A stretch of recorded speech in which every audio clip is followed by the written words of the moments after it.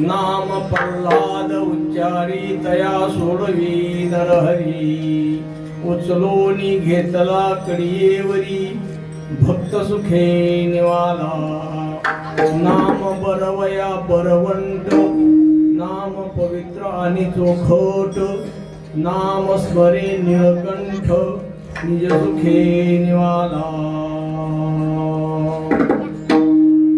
जे धुरुसी आठवले तेची उपमन्ये घोकिले तेची गजेंद्रा लाधले हित झाले तयाची नाम स्मरे आजामेळ महापातकी तो चांडाळ नामे झाला शे स्वज्वळ आपणा सहित निवाला वाटपाडा कोळीको नाम स्मरे तो वाल्मिको नामे उद्धरिले तिन्ही लोक आपणा सहित निवाला ऐसे अनंत अपार नामे तरले चराचर नाम पवित्र आणि परिकर रखुमादेवी वराचे नाम बरवया बरवंट नाम पवित्र आणि चोखट नाम स्मरे निळकंठ निज सुखे निवाला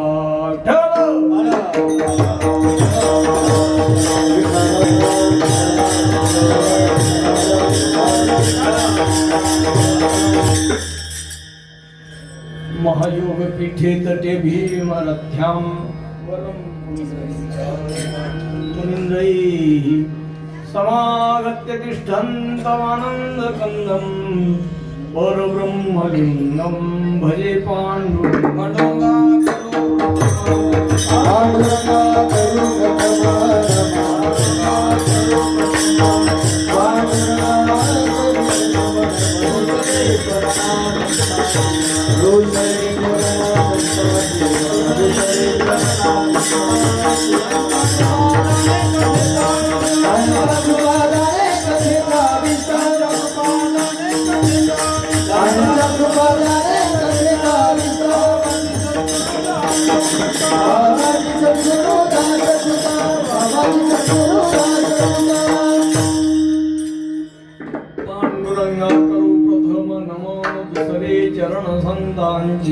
त्यांच्या कपाळाने कधीचा विस्तारू बाबाजी सद्गुरु दादा सत्का काय माझी वाणी मानेल संतांचे रंधव चित्तासी अपुरिया ओम नमो ज्ञानेश्वरा करुणाकरा दयाळा तुमचा अनुग्रह लादलो पावन झालो चराचरी ओम ज्ञानेश्वरा करुणाकरा दयाळा तुमचा अनुग्रह लादलो पावन झालो चराचरी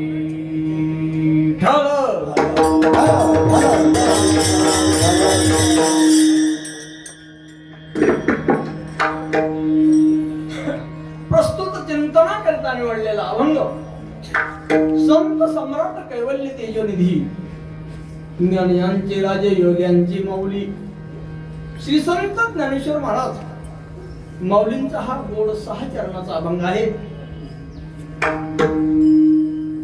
नामाचं महात्म्य सांगणारा असा अभंग आहे.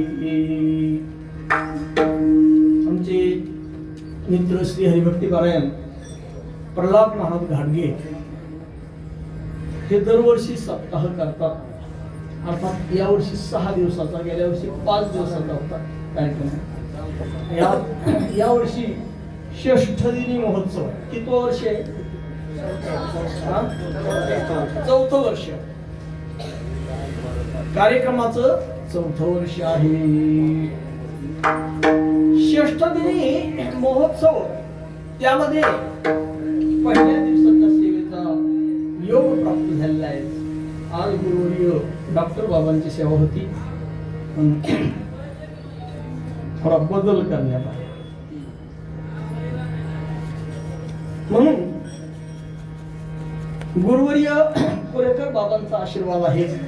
गुरुवर्य डॉक्टर बाबांचा आशीर्वाद या कार्यक्रमाला आहे. आणि आजचा पहिला दिवस आहे. थोडा आज उशीरही झालेला आहे. वेळेच्या आत आपल्याला अभंग मोठा जरी असला तर वेळेची आत संपणार आहे. विठ्ठल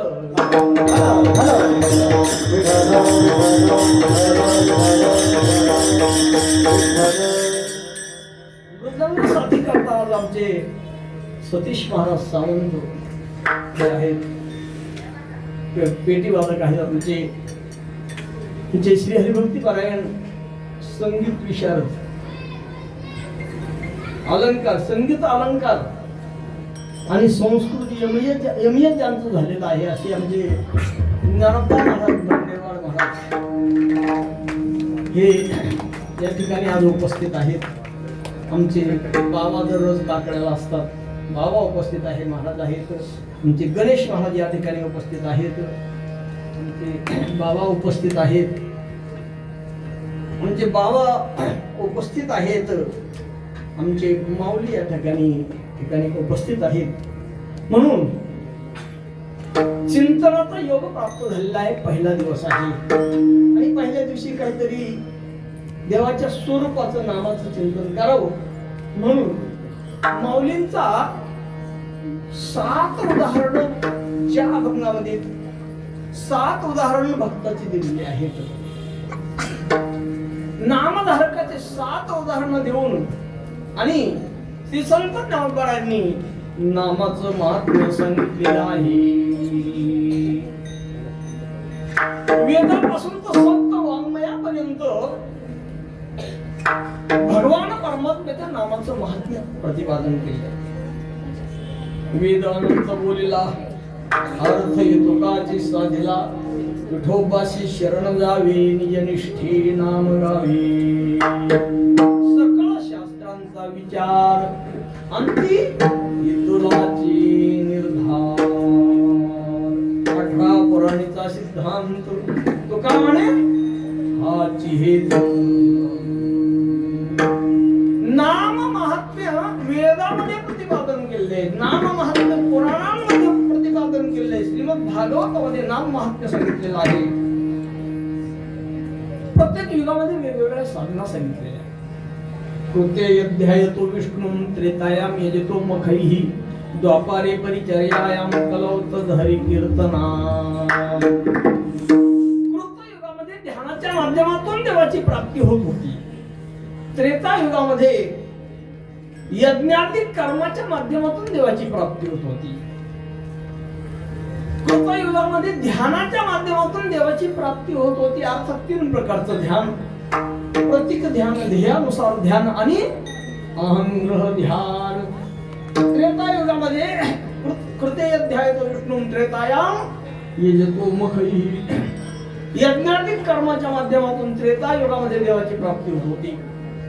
पूजेच्या माध्यमातून द्वापार युगामध्ये देवाची प्राप्ती होत होती. अर्थात पूजेची 3 प्रकार: एक आहे कर्मपूजा, एक आहे धर्मपूजा आणि एक आहे वर्मपूजा. कर्मपूजा 18 अध्यायात ज्ञानेश्वरीमध्ये वर्णन येतं.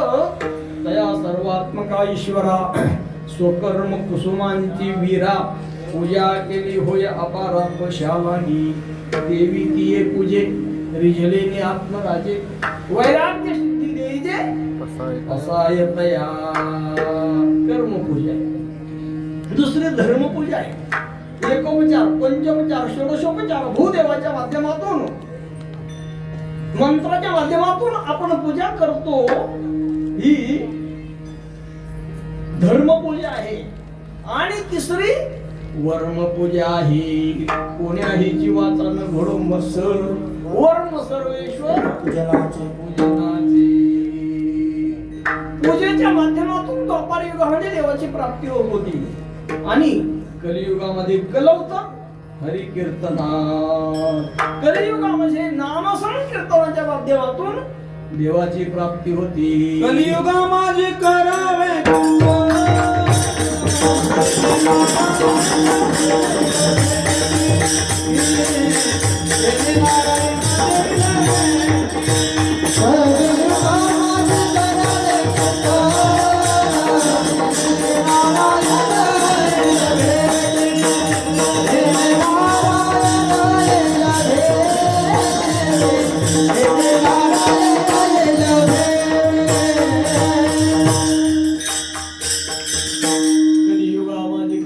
कीर्तन तिने नारायण दिल भेटी. कलियुगामध्ये नामसंकीर्तनाला अत्यंत महत्व आहे.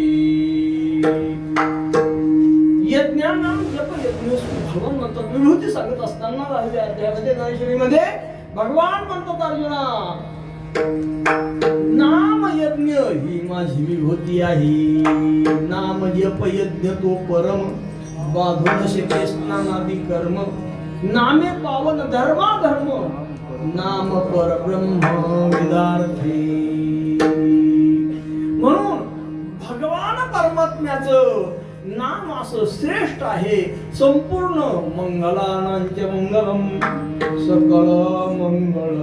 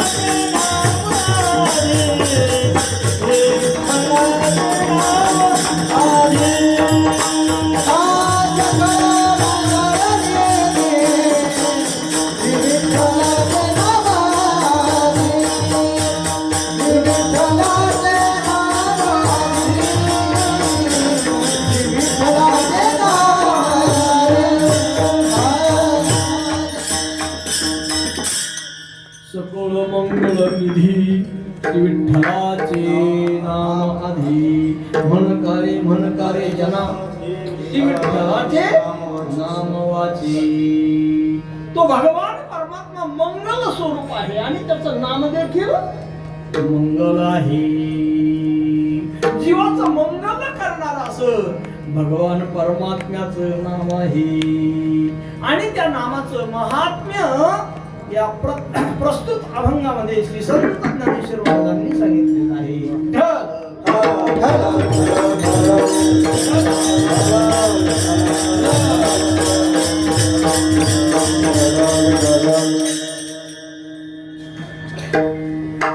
आणि अनेक भक्तांनी भगवान परमात्म्याची ती नाम साधना केलेली आहे. भक्ताचे 4 प्रकार आहेत. चतुर्विधा भजन्ते मां जना सुकृतिर्जुन आर्तो जिज्ञासुरर्थार्थी ज्ञानीच भरतर्षभ. अर्थार्थी, जिज्ञासू आणि ज्ञानी असे भक्ताचे 4 प्रकार आहेत. पहिला जो आहे आर्त. आर्तो तो आरतीचे निघाले. जिज्ञासू तो जाणावया लागे भजे. तिचे आणि तेने तिचे अर्थसिद्धी. आणि चौथा भक्त आहे ज्ञानी भक्त. ज्ञान झाल्यानंतरही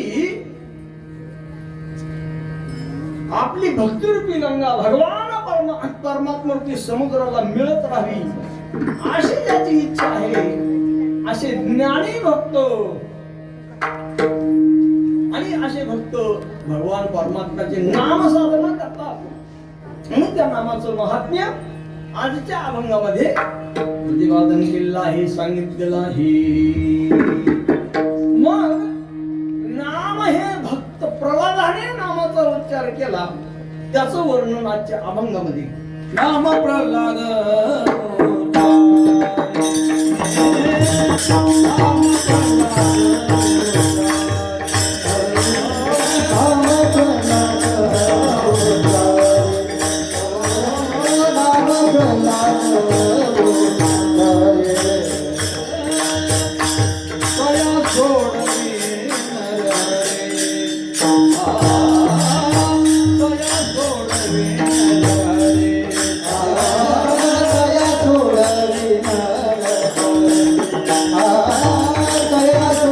you.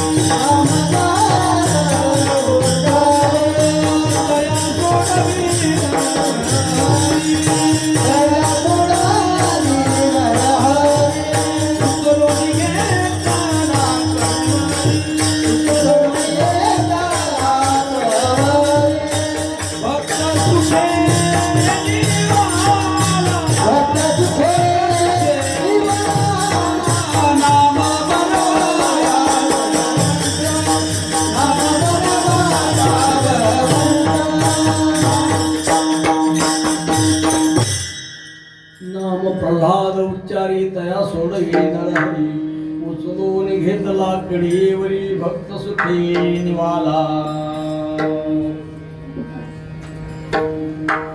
पूर्वी एकदा जय विजय नावाचे भगवान परमात्म्याचे वैकुंठातील द्वारपाल आहेत. श्रीमद भागवतामध्ये वर्णन येतं. आणि एकदा लक्ष्मीला अडवलं, देवाकडे जाऊ दिलं. दुसऱ्यांदा सनकादिक संत देवाच्या दर्शनाकरता निघाले. त्यावेळेला सनकादिक संतांना जय विजयांनी अडवलं. अडवल्यानंतर विनंती केली, जाऊ दे आम्हाला देवाच्या दर्शनाला जायचंय. ते जय विजय काही ऐकत नाही. सनकादिक संतांना राग आला आणि सनकादिक संतांनी शाप दिला, तुम्ही 3 जन्मामध्ये राक्षस योनीमध्ये जाल. 3 जन्म तुम्हाला राक्षस योनी प्राप्त होईल. भगवान परमात्म्याकडे हा वाद गेलेला आहे. त्यावेळेला देवाने सांगितलं, म्हटले 3 गोष्टी परत घेता येत नाही. मुखातून निघालेला शब्द परत घेता येत नाही. धनुष्यातून सुटलेला बाण परत घेता येत नाही. आणि गेलेला प्राण परत घेता येत नाही. सनकादिक संतांनी शाप द्यायला नको होता, परंतु सनकादिक संतांनी शाप दिला. त्यांच्या मुखातून शब्द आता निघून गेलेले ते परत घेता येणं शक्य नाही. मग ते जय विजय शरण आले, भगवान परमात्म्याला शरण आले, सनकादिक संतांना शरण आले. त्यावेळेला भगवान परमात्म्याने शाप दिला. शाप दिला पहिला, तुम्ही 3 सनकादिक संतांनी शाप दिलेला आहे. 3 जन्म तुम्हाला राक्षस योनीमध्ये प्राप्त होतील. आणि देवाने सांगितलं, प्रत्येक जन्मामध्ये तुम्ही राक्षस व्हाल. त्या वेळेला मी अवतार धारण करील आणि तुम्हाला मारील, तुमचा दुष्टपणा घालवील.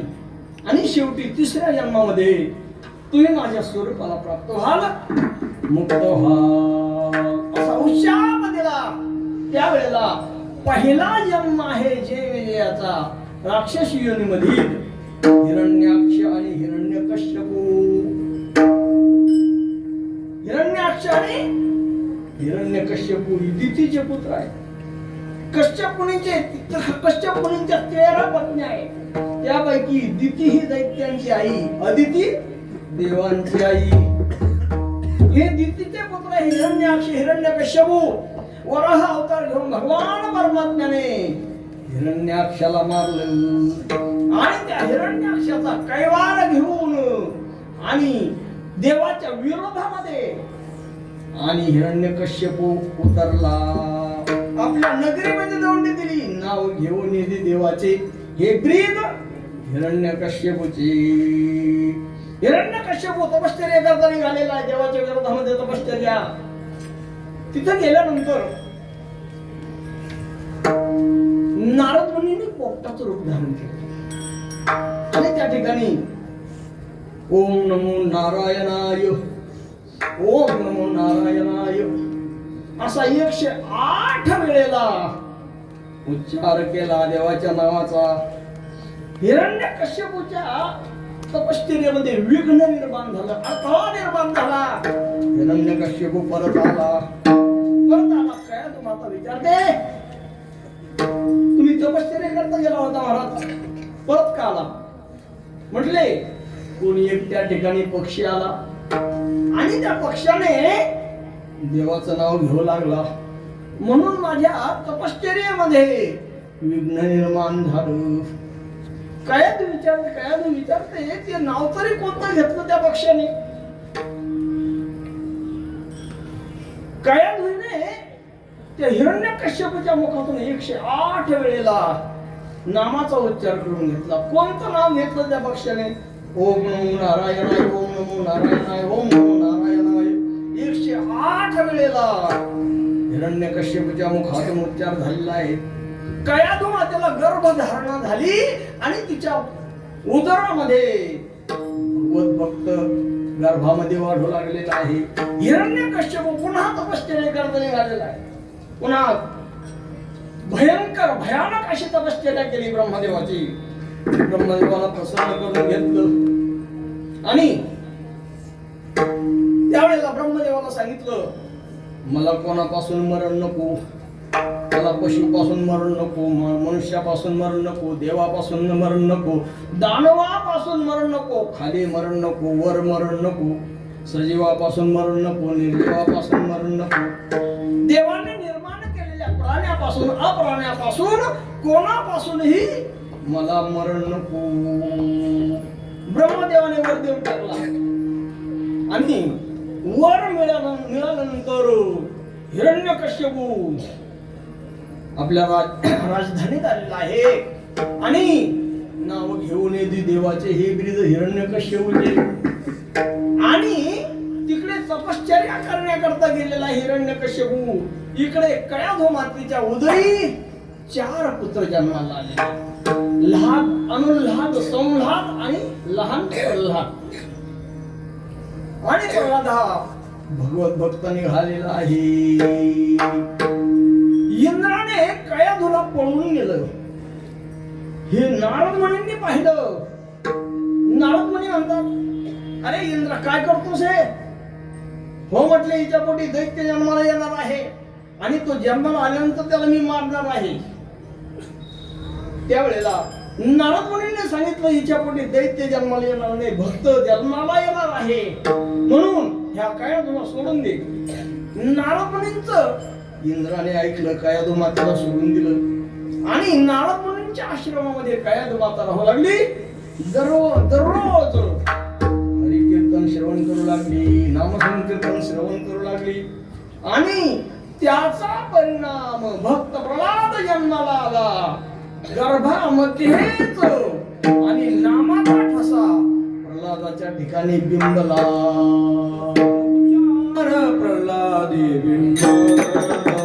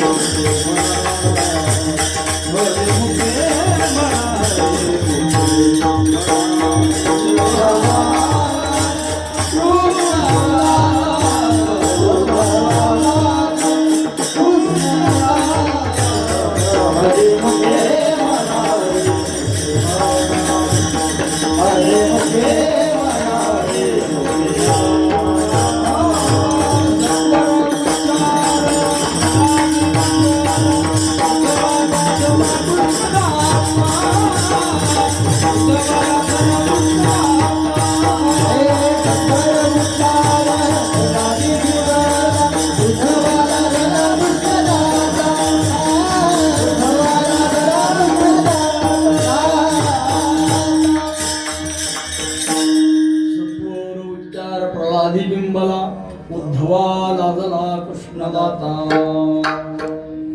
पुढे शुक्राचार्यांचे पुत्र शंड आणि अमर्क ह्या गुरुजींकडे प्रल्हादाला दैत्य शिक्षणाकरता ठेवलेला आहे. अनेक दैत्यांची मुलं त्या ठिकाणी शिक्षण घेतात आणि भक्त प्रल्हाद शाळेमध्ये भजन करू लागला, नारायण नामाचा जप करू लागला. आणि हे हिरण्यकश्यपूला कळलं. हिरण्यकश्यपूने प्रल्हादाला मारण्याकरता 12 प्रयोग केले. हत्तीच्या पायाला बांधून हत्तीला खवळून दिलं, पण देवतारी त्याला कोण मारी? देव राखी दया मारील कोण? मुळे काटा हिंडतावून पर्वतावरून कडे लोट गेला. उकळत्या तेलाच्या कढईमध्ये ठेवलं. पण प्रल्हादाला काही झालं नाही. हजारो राक्षसाने एकदाच शस्त्र घेऊन प्रल्हादावर वार करण्याचा प्रयत्न केला, पण प्रल्हादाला काही झालं नाही. मग हिरण्यकश्यपूने विचारलं, प्रल्हादा, अरे तुझं संरक्षण करणारा तुझा देव आहे कुठे?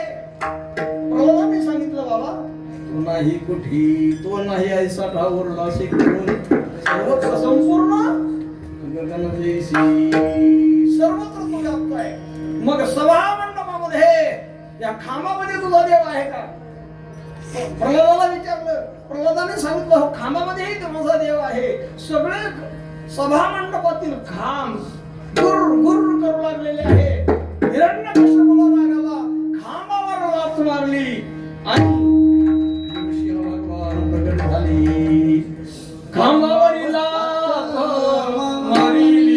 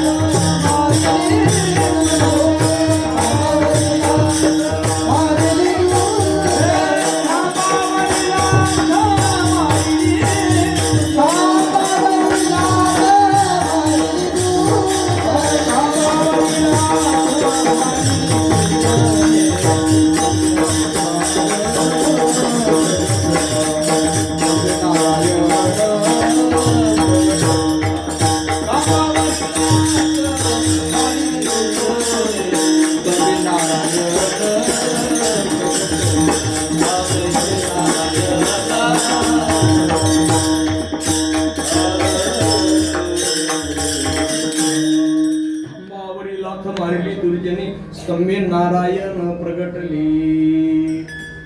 नृसिंहावतार प्रगट झाला खांबातून आणि संध्याकाळची वेळ होती, सूर्यास्ताचा वेळ होता.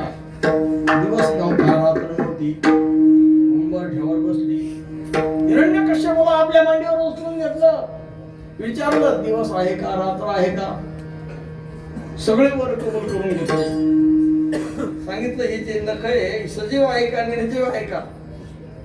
सगळे वर कबूल करून घेतले आणि हिरण्यकश्यपूचा वध केला. हिरण्यकश्यपूचं पोट फाडलं, खलास केलं, त्याला मारलं. त्या हिरण्यकश्यपूची ज्योत भगवान परमात्म्याच्या ज्योतीमध्ये मिळून गेली आणि तो खवळलेला नृसिंह अवतार गुरगुर बंद झालेला नाही. त्यावेळेला लक्ष्मीला पाठवलं शांत करण्याकरता. तरी लक्ष्मीने विचार केला, म्हणजे असला अवतार आपण, असलं रूप देवाचं कधी पाहिलेलं नाही. लक्ष्मीकडून शांत होईना. बरेचसे राक्षस त्या ठिकाणी आले, जे सापडले त्यांना नृसिंह भगवान परमात्म्याने मारलं. काही लांब पळून गेलेले होते. त्यांनी विचार केला, म्हणजे आता या प्रल्हादाला आपण नृसिंह भगवान परमात्म्याच्या ताब्यात देऊ. जसं हिरण्यकश्यपूला मारलं ना, तसं प्रल्हादाला मारलं पाहिजे. म्हणून लांबून पळत आले काही राक्षस. प्रल्हादाला विचारलं आणि नृसिंह भगवान परमात्म्याच्या मांडीवर ठेवलं. त्यावेळी तो अवतार शांत झाला आणि आपल्या जिभेने प्रल्हादाला चाटू लागला. नाम प्रल्हाद उच्चारी तया सोडवी नरहरी, उचलाने घेतला करियेवरी, भक्त सुखी निवादा. पहिलं उदाहरण दिले प्रल्हादाचं. असं जे नाम जे आहे, बरव्यामध्ये बरव असं नाम आहे आणि भगवान शंकराने त्या नामाचा जप केला आणि भगवान शंकराच्या अंगाचा देखील दाह शांत झाला. हे उदाहरण दुसऱ्या चरणामध्ये.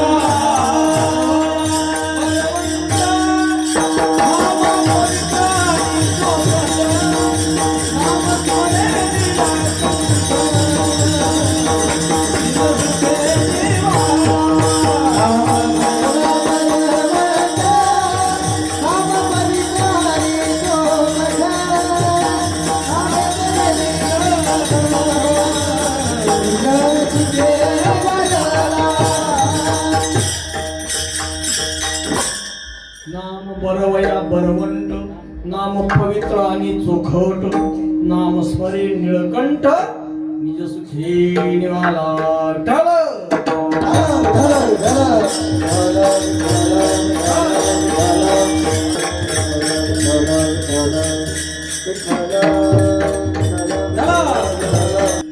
नाम बरवया बरवंट नाम पवित्र आणि चोखट नाम स्मरे निलकंठ निज सुखी निवाला नाम बरव्यामध्येही बरोबर चांगल्यामध्येही नाम चांगलं आहे नाम बरवया बरवंत नाम पवित्र आणि चोखट काही वस्तू शुद्ध असतात काही वस्तू पवित्र असतात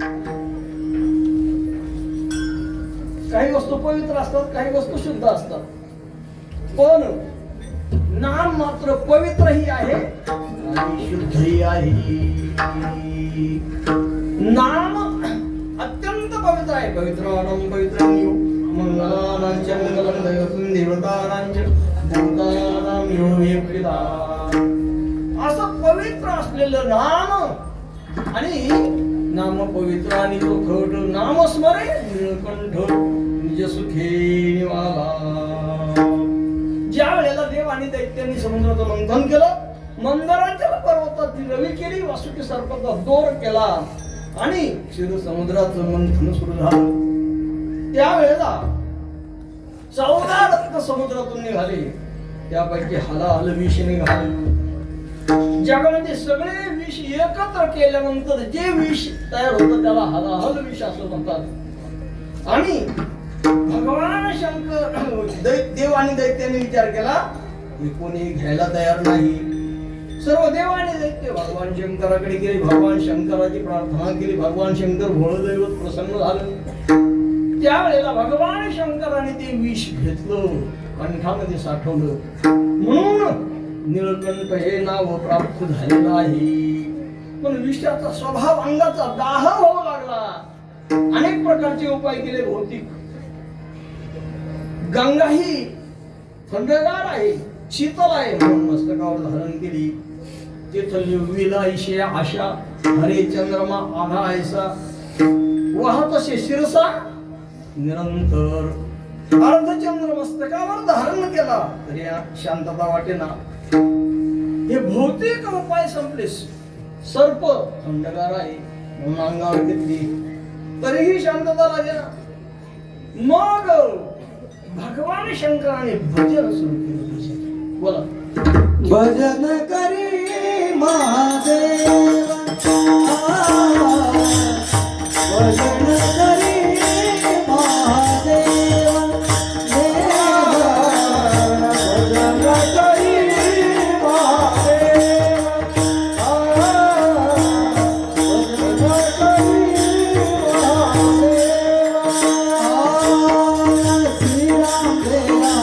श्रीराम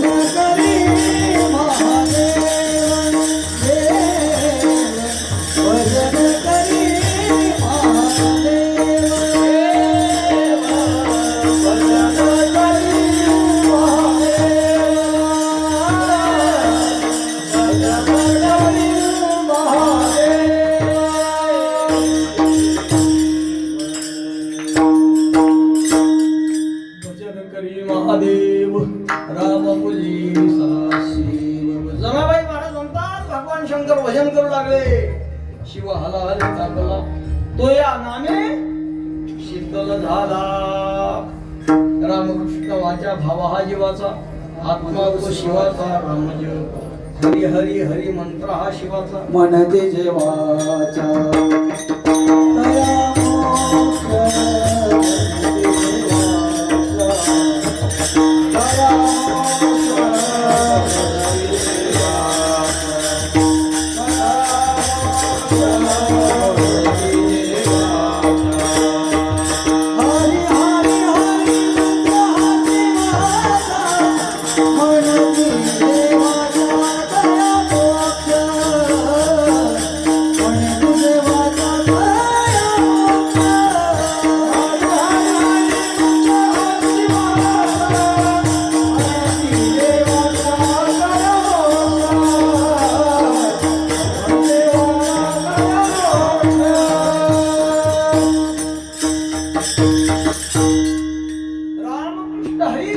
तो भगवान शंकराने सुरू केला.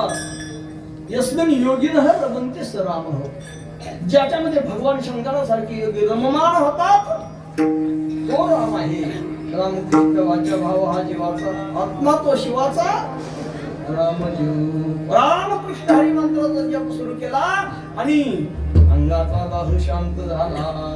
म्हणून श्री संत ज्ञानोबा म्हणतात नाम बरवया बरवंत, नाम पवित्र आणि चोखट, नाम स्मरे नीलकंठ, निज सुखे निवाला. असंच नामस्मरण ध्रुवबाळाने केलं. असंच नामस्मरण उपमन्यूने केलं. असंच नामस्मरण गजेंद्राने केलं. आतापर्यंत पहिल्या 2 चरणामध्ये 2 उदाहरणं आणि तिसऱ्या चरणामध्ये 3 उदाहरणं सांगितली. जे ध्रुवासी आठवणे, ध्रुवासी आठवणे, हे ध्रुवासी आठवणे, हे ध्रुवासी आठवणे,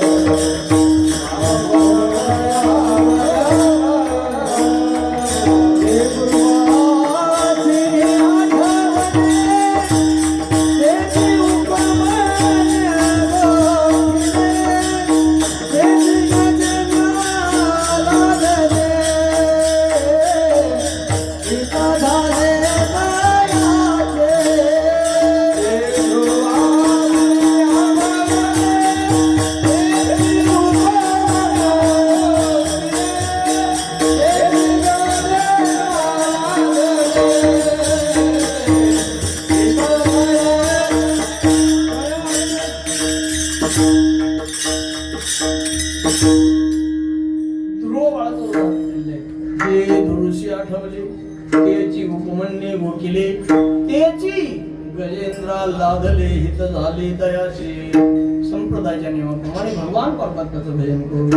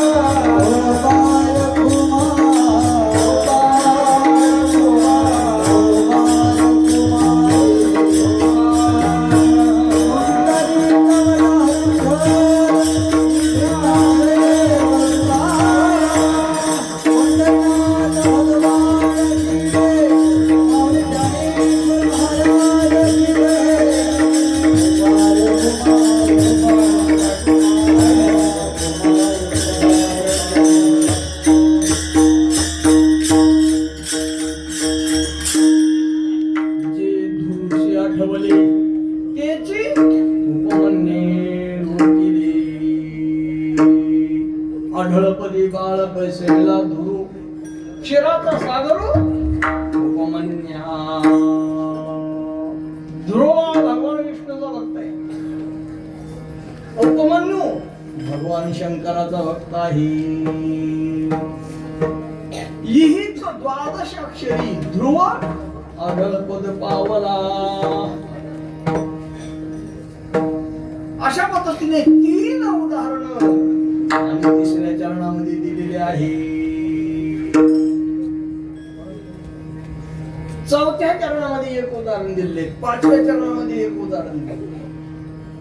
चौथ्या चरणामध्ये जे उदाहरण दिलेलं आहे ते अजमेळाचं उदाहरण दिलेलं आहे. उद्धरेला जामेळ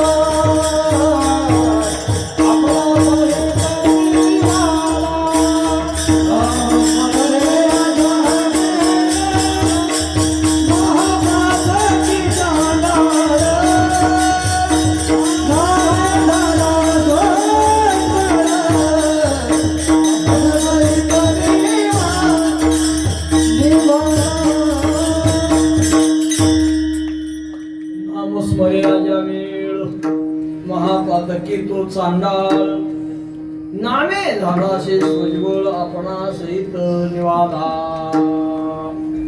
श्रीमद भागवतच्या 6ष्ठ स्कंदामध्ये अजमेळाची कथा येते.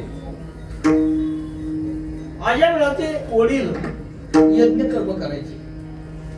ब्राह्मण अजमेळाला पाठवलं समिधा आणण्याकरता. समिधा आणण्याकरता गेला, समिधा घेऊन आला, पण त्यांनी एक वेश्या आणि तिचा प्रियकर्ते जोडपं पाहिलं आणि समिधा टाकून दिल्या. डोळे माणसाला बिघडवतात, माणसाचे कान बिघडवतात. दृष्टीमुखे मरण इंद्रियांच्या द्वारे लावण्य ते खरे दुःख आणि वेश्याच्या नादी लागला. धर्मपत्नीचा त्याग केला आणि वेश्या घरात आणून ठेवलेली आहे. गावकऱ्यांनी वारीत टाकलं, त्यांना रानात झोपडी आणून लावले. त्या वेश्यापासून अजमेळाला 9 पुत्र झाले. अजमेळाची आई मात्र पश्चात्ताप करू लागली. दररोज नदीवर जायची, डोळ्यातून अश्रुधारा व्हायच्या. नदीमध्ये पाण्यामध्ये अश्रू काढायचे. त्यावेळेला काही नदीमध्ये साधू माशाच्या रूपामध्ये राहत होते. एक मासा साधूच्या रूपामध्ये वर आला आणि या मातोश्रीचं सांत्वन केलं. काय व्यथा आहे, कशाची चिंता आहे, कशाचं दुःख तुम्हाला आहे? त्यावेळेला अजामिळाच्या आईने सांगितलं, माझा मुलगा बिघडला. त्या साधूने सांगितलं, एक काम कर, एक वर्षभर 1 किलो गव्हाचं पीठ, कणिक आणि ह्या तीर्थामध्ये नदीमध्ये टाकत जा. हे जे मासे हे सगळे साधू आहे. आणि 1 वर्षभर तिने कणिक पाण्यामध्ये टाकली. त्याचा परिणाम कर्म धर्म संयोगाने त्या गावामध्ये एक साधू वारकऱ्यांची दिंडी आली आणि त्यांनी विचारलं, आम्हाला वैष्णव ब्राह्मणाचं घर दाखवा. गावातल्या लोकांनी ती झोपडी दाखवली अजामिळाची. ते वारकरी त्या ठिकाणी गेल्यानंतर अजामिळ बाहेर गेलेला होता. पण अजामिळ वारकऱ्यांना पाहून अजामिळाच्या पत्नीच्या अंतःकरणामध्ये सद्भाव निर्माण झाला आणि त्या संतांचं तिने दर्शन घेतलं. मस्त काही पायावरी या वारकरी संतांच्या काय सेवा करू आपली. म्हटले, आम्हाला स्नान करायचे, आम्हाला भोजन पाहिजे. तिने सांगितलं, हा आड आहे, आडाचं पाणी काढून तुम्ही स्नान करा. मी शिजवलेलं अन्न तर तुम्हाला देऊ शकत नाही, पण तुम्हाला शिजा देते. तुम्ही स्वयंपाक करून जेवण करा.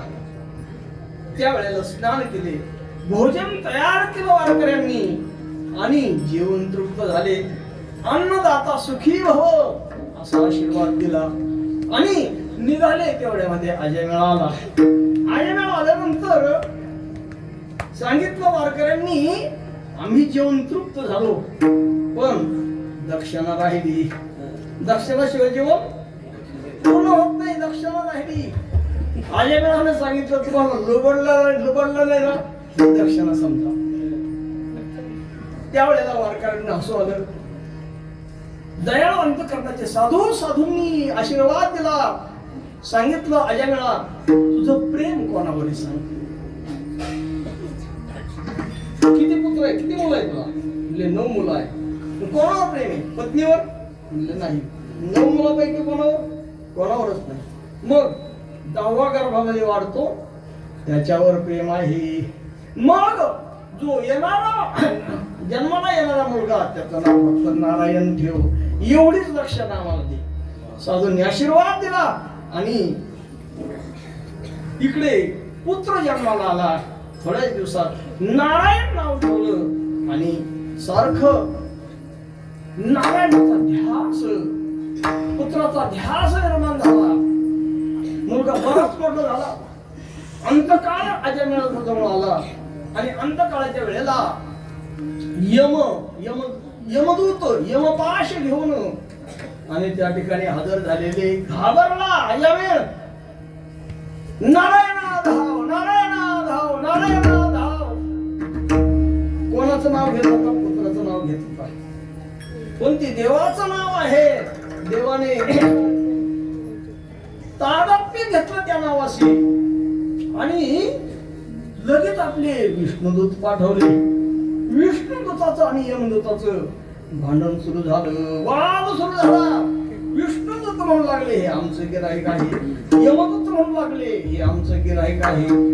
दोघांचे संवाद त्या ठिकाणी विष्णुदूताचा आणि यमदूताचा संवाद ऐकला आणि अजामिळाचं आयुष्य वाढलं. 6 महिन्याचं आयुष्य शिल्लक वाढलं आणि अजामिळ हरिद्वारला गेला. दररोज गंगेचं स्नान, काळ सारावा चिंतने, एकांतवासी देवाच्या पूजेने प्रदक्षिणा पुरुषिया. अशा प्रकारचा क्रम चाललेला आहे. आणि नंतर विष्णुदूत त्या ठिकाणी आले आणि अजामिळाला घेऊन गेली. पुत्राची मोहे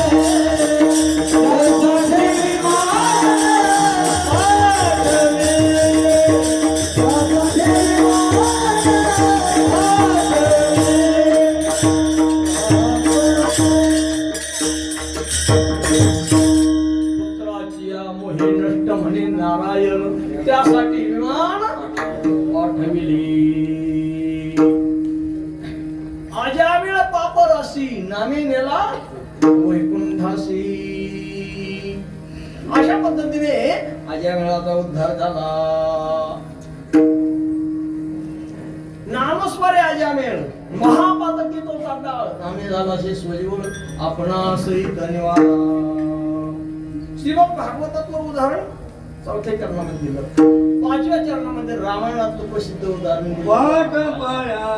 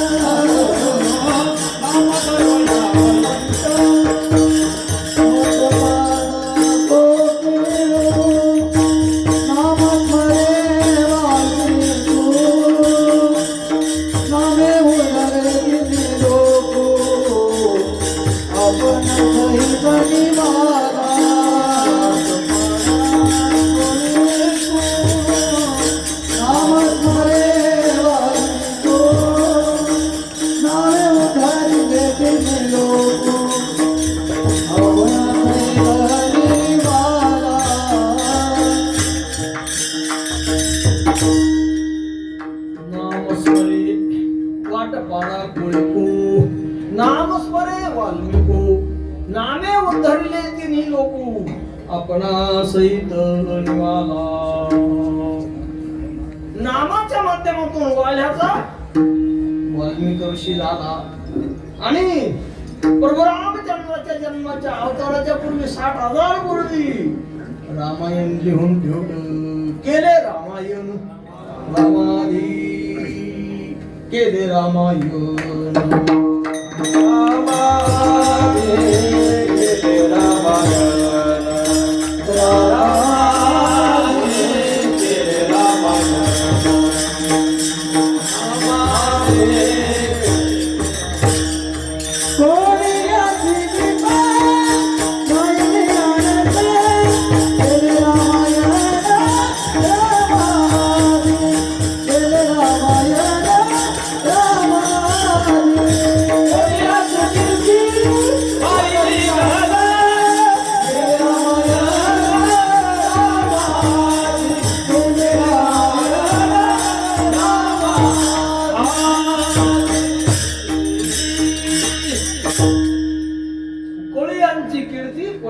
कीर्ती वाढली गहन केले रामायण रामाधी हे नामाचं सामर्थ्य आहे पुराण प्रसिद्ध बोलिले वाल्मिक नामे तिन्ही लोक धरती नामेची तारिले कोट्या नाही कोटी नामेची वैकुंठी बैसविले हे वर्णन शेवटच्या चरणात केले ऐसे अनंत पारा ऐसे अनंत पारा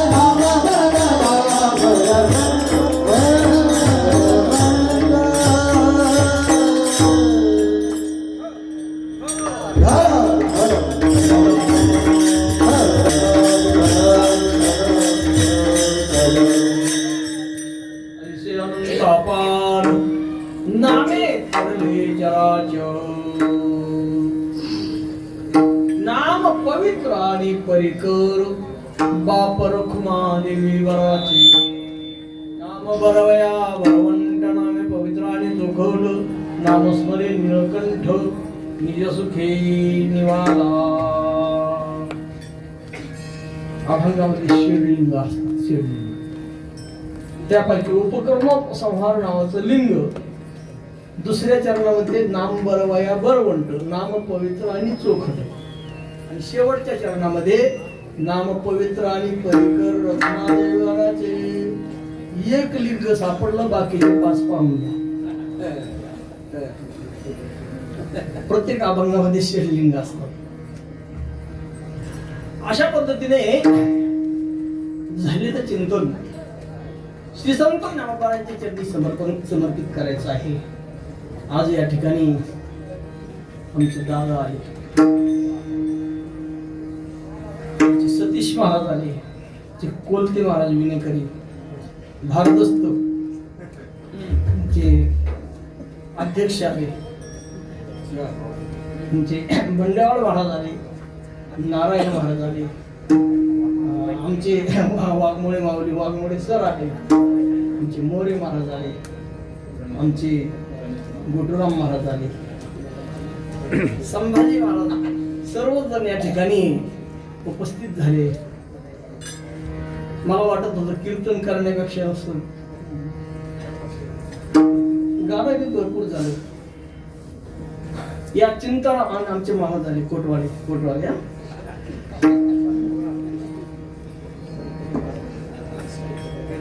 चिंतनामध्ये काही शास्त्र संवाद असे माझ्या बुद्धीचे वाणीचे दोष आहेत आणि जे काही शास्त्र संवादी म्हणजे बरोबर असेल योग्य असेल ते ब्रह्मलिंग गुरुजींच्या मुखातून श्रवण केले, गुरुवर्य भाऊंच्या मुखातून श्रवण केले, किंबहुना तुमचे केले. हे धर्म कीर्तन सिद्धी झाले, हे तर माझे जीवरले पायी झालेले शिवा श्री संत ज्ञानोबांच्या चरणी समर्पित करून याच ठिकाणी शिवेला पूर्ण नाम द्यायचा. ज्ञानोबांच्या भुजंग आणि सेवा